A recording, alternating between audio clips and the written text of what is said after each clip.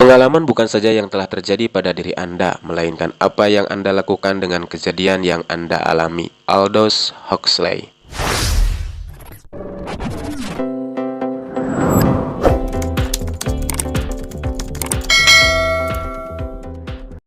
Perjanjian bisa mendatangkan peperangan, dan peperangan bisa diakhiri dengan sebuah perjanjian. Ya, seperti perjanjian yang terjadi di kota Minsk, Belarusia ini adalah kesepakatan antara Rusia dan Ukraina terkait berbagai permasalahan di antara mereka, baik yang bersifat politis, diplomatis, ekonomi, militer, perbatasan wilayah, dan yang lainnya, terutama terkait sengketa wilayah Donetsk dan Luhansk atau yang populer disebut wilayah Donbas yang sedang memanas sekarang. Perjanjian Minsk sendiri terjadi dua kali, yaitu perjanjian Minsk pertama pada tahun 2014 dan perjanjian Minsk kedua pada tahun 2015.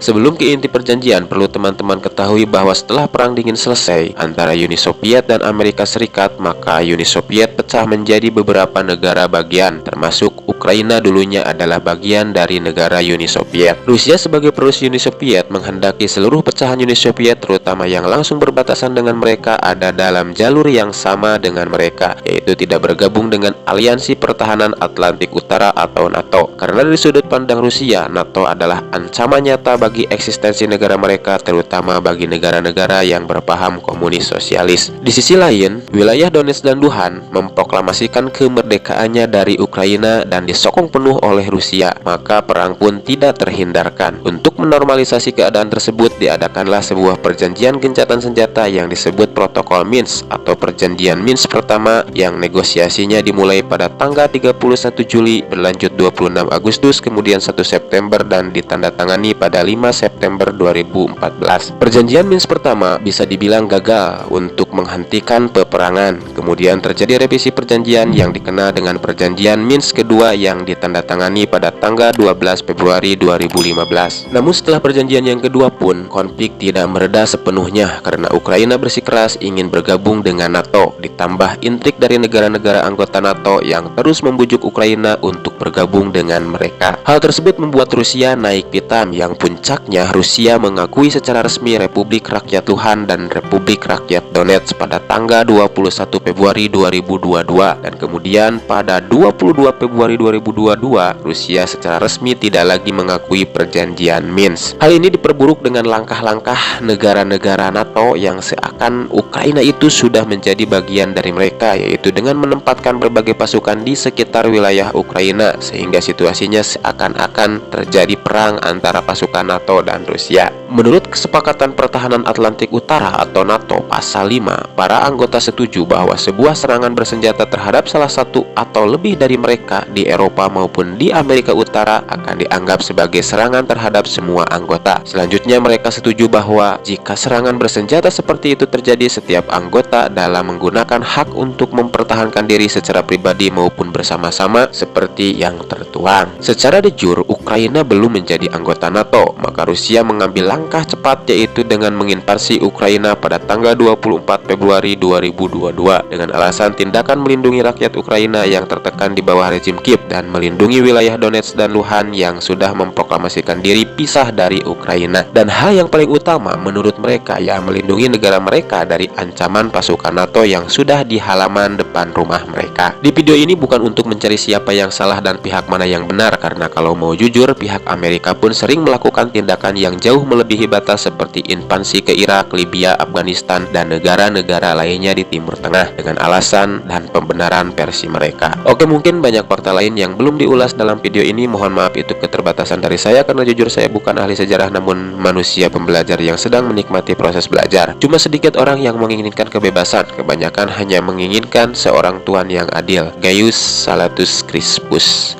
Bila ada salah kata, mohon dimaafkan. Kasih saran, ide, dan masukannya di kolom komentar demi perbaikan di video selanjutnya. Sampai jumpa, salam Historical Project.